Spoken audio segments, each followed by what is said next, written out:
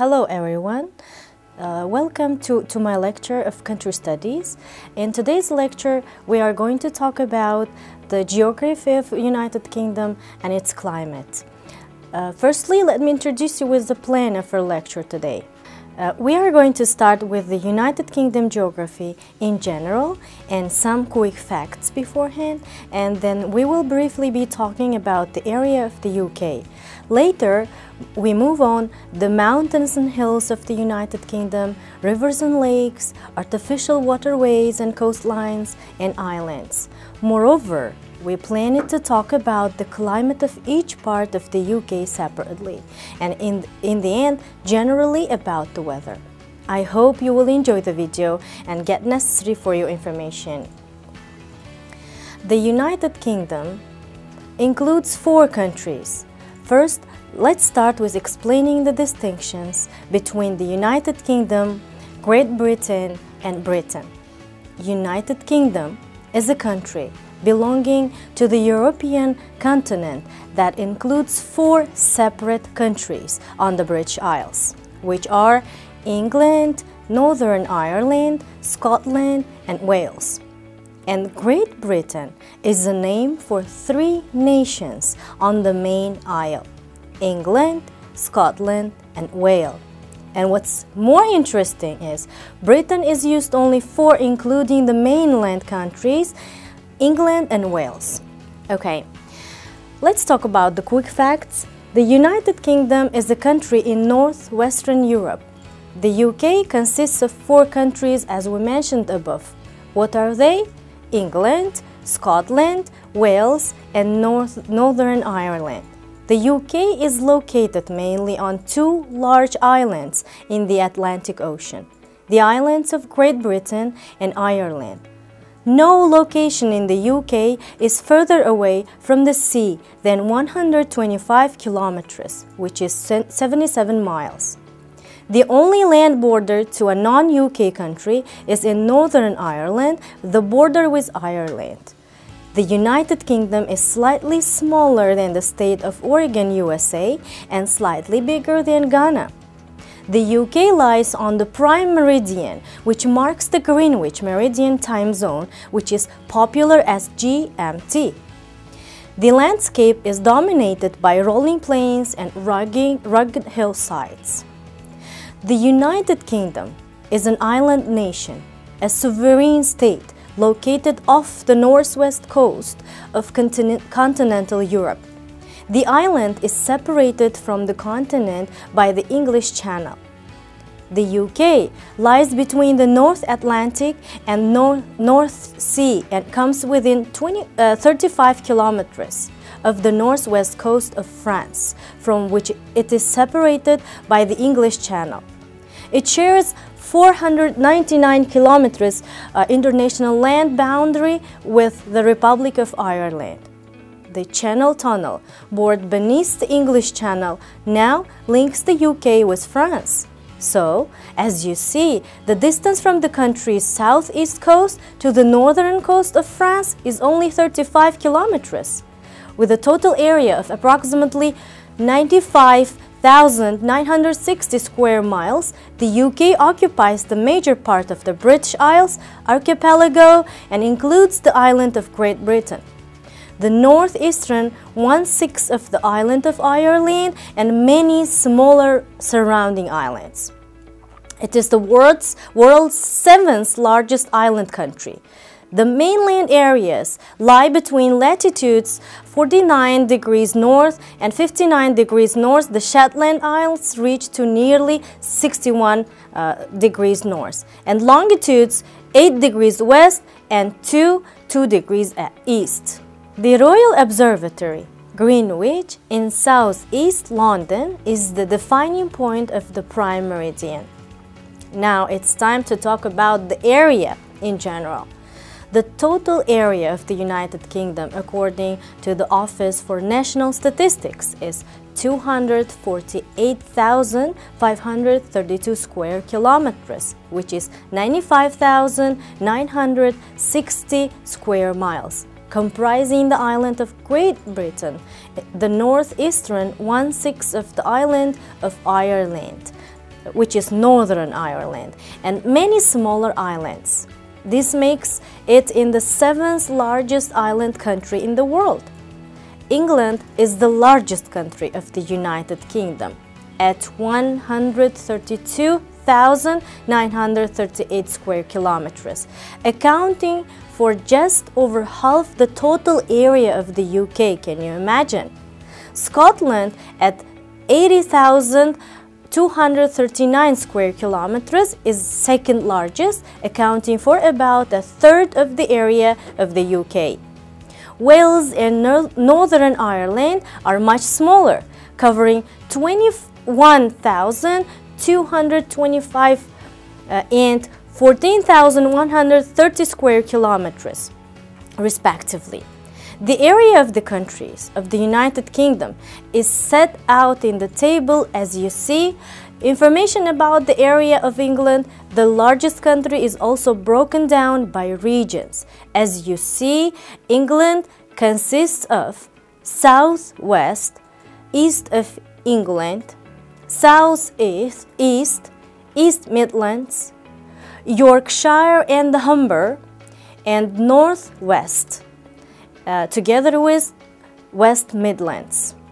Okay, now let's talk about the total area of the United Kingdom. So the total area of the United Kingdom, according to the Office for National Statistics, is 248,532 square kilometers, which is 95,960 square miles, comprising the island of Great Britain, the northeastern 1/6 of the island of Ireland, which is Northern Ireland, and many other smaller islands. This makes it the 7th largest island country in the world.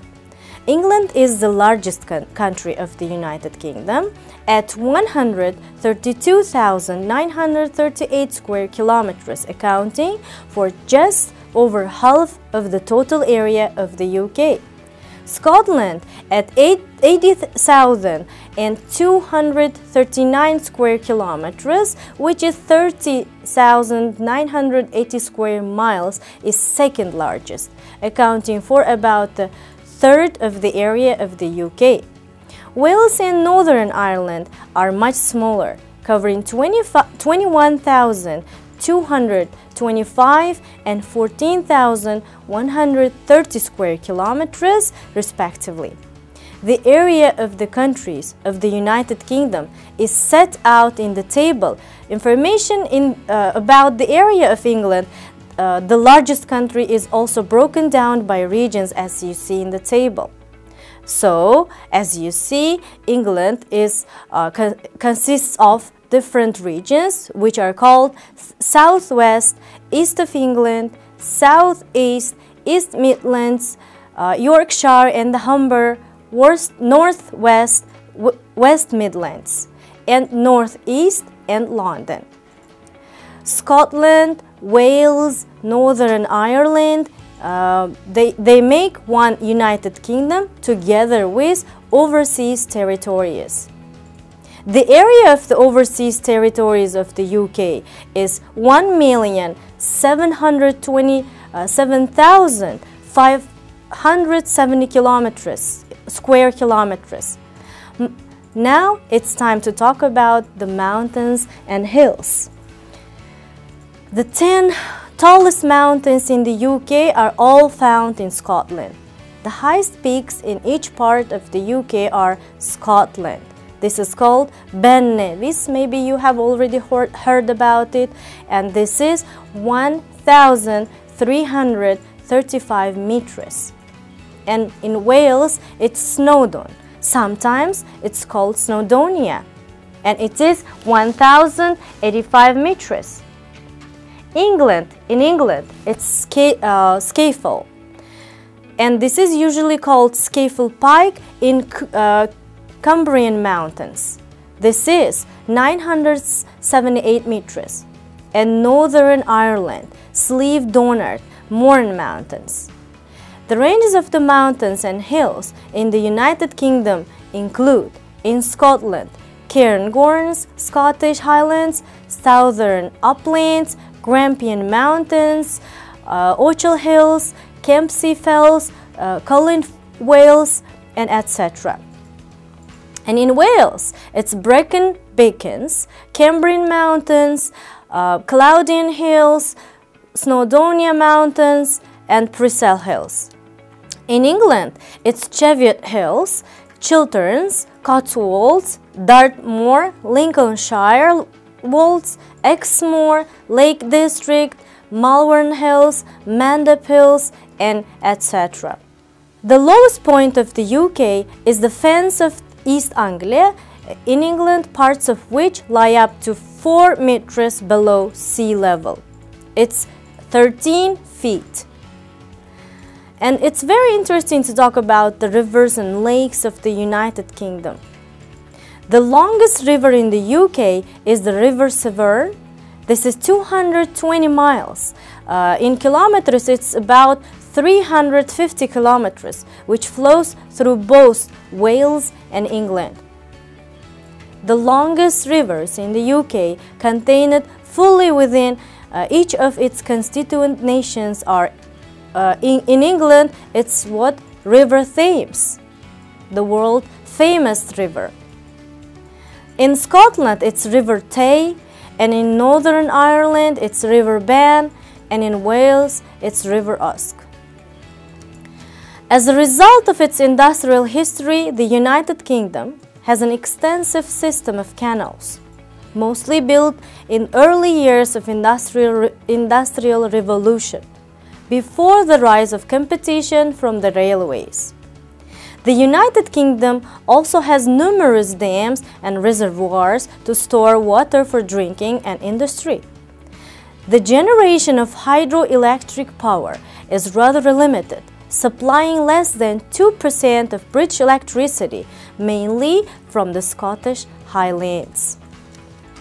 If we talk about the coastlines, United Kingdom Maritime claims the UK has a coastline which measures about 12,429 kilometers.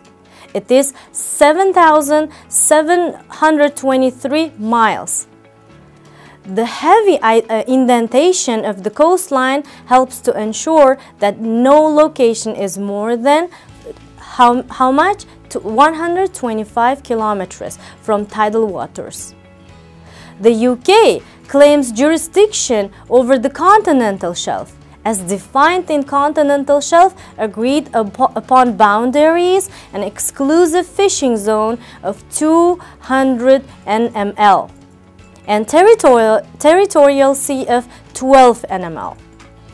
The UK has an exclusive economic zone, it's called EEZ, of 773,676 square kilometers in Europe.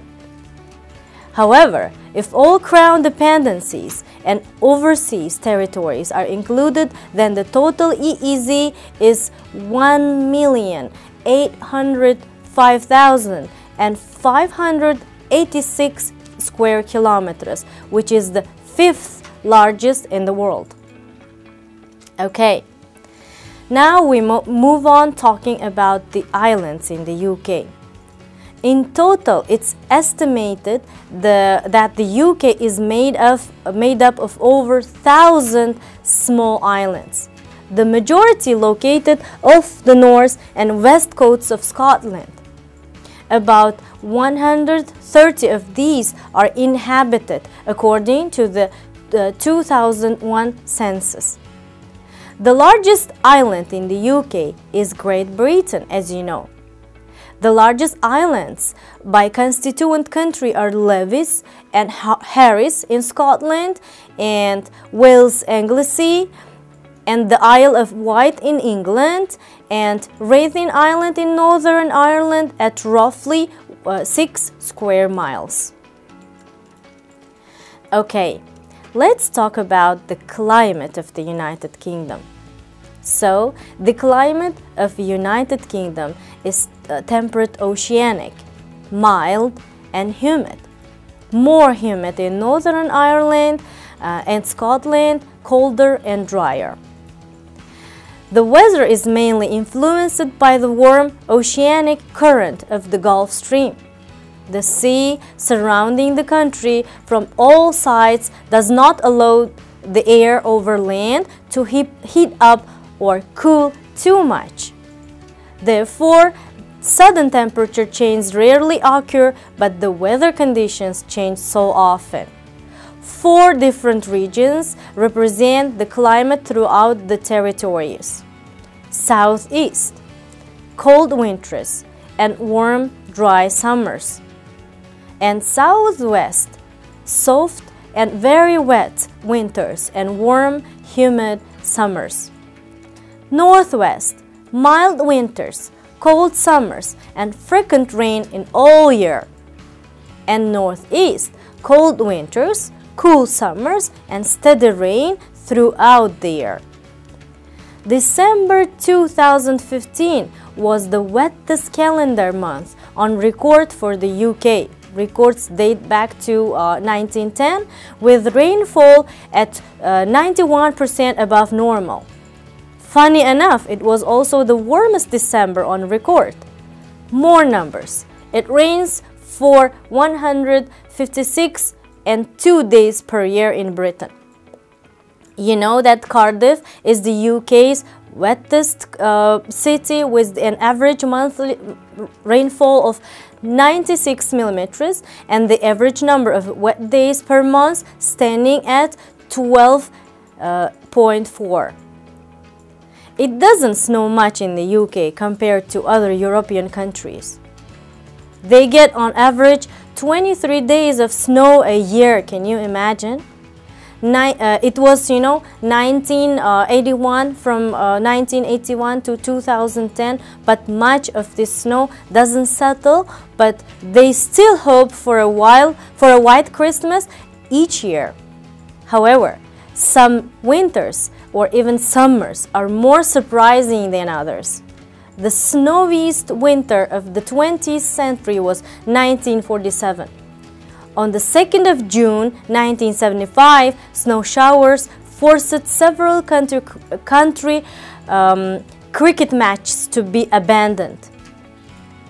They are simply not prepared for icy and snowy conditions because the trains may stop running, pipes may break, and thousands of flights may get cancelled. So much for a mild climate. Now, if we talk about the weather and climate of the parts of United Kingdom in details, we start with Northern Ireland. So Northern Ireland has a mild, humid climate with mild winters and cool summers. The warmest month is July with an average temperature of 19 Celsius. The coldest month is January and the average temperature is 8 degrees. There is less rainfall and fewer foggy days than in England. On average, annual precipitation ranges from 1,200 millimeters to 1,600 millimeters. Scotland is the coldest region in the UK.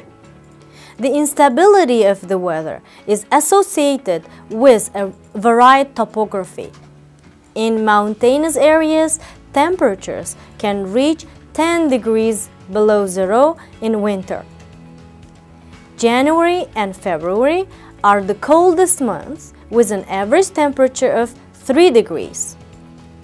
There is heavy fog. It rains 250 days a year. The warmest months are July and August with an average temperature of 19 degrees. About 3,810 millimeters of precipitation per year falls in the west of the region, while the eastern parts see about 335 millimeters per year. The climate in England is unstable, with frequent fogs and stormy winds.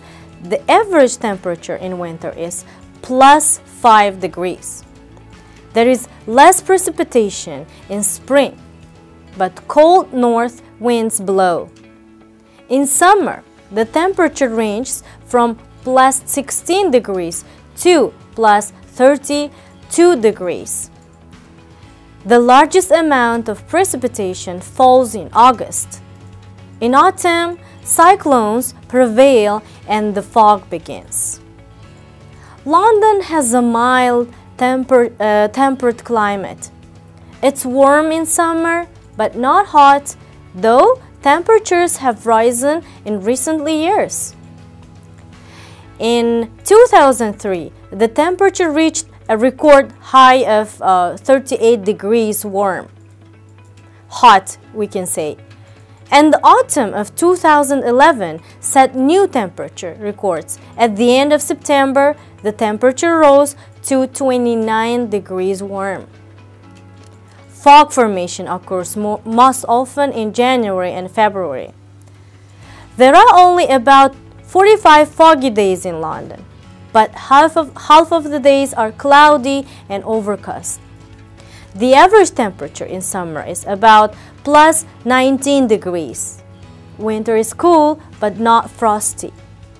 On average, the temperature does not drop below 7 degrees. As I told you above, it rarely snows. The snow cover is only about 25 millimeters. And the average annual rainfall is less than in Rome or Sydney, about 584 millimeters. Wales has a mild and humid climate similar to England, and in January, the average temperature is about 5 degrees and 16 degrees in July. The area of Snowdon Massif is the wettest, getting 2,540 millimeters of rainfall and about 762 millimeters per year in the central coastal area. Due to its geographical position, the coastal strip of the island is often submerged in sea fog caused by the warm Gulf Stream evaporating in the cold Atlantic air. In terms of weather conditions, foggy Albion is deservedly considered the most unstable place in Europe. In recent years, there has been a trend towards increased unpredictability of local weather. Therefore, you should trust the weather reports more than long-term statistics. Even if you have never been to the UK, you have probably heard about its changing, humid and poetic weather, which has become an endless topic of jokes and anecdotes. Weather in the United Kingdom is the most frequently discussed topic. And when you meet a resident of the country, the first thing to do is ask what you think about the weather. You know what? More than 9 in 10 Brits talk about weather a day. They spend 6 months of their lives talking about it a year. Let's face it, weather is their favorite topic. No other nation talks about it as much as they do. British weather is really mild thanks to the surrounding seas, as already we learned about it. Temperatures almost never drop below zero, and we rarely witness extreme weather events such as hurricanes and severe thunderstorms. They are often unable to guess tomorrow's weather, and they never know what to wear. It's not surprising, since they often witness 50 or more different types of weather in one day. A sunny morning, a rainy afternoon, and a snowy evening are more likely to happen in Britain than anywhere else. And everything can quickly change from one day to another. This is the end of my lecture, and if you have any questions, you can ask me below. And if you enjoyed the video, see you in the next lectures talking about more Great Britain.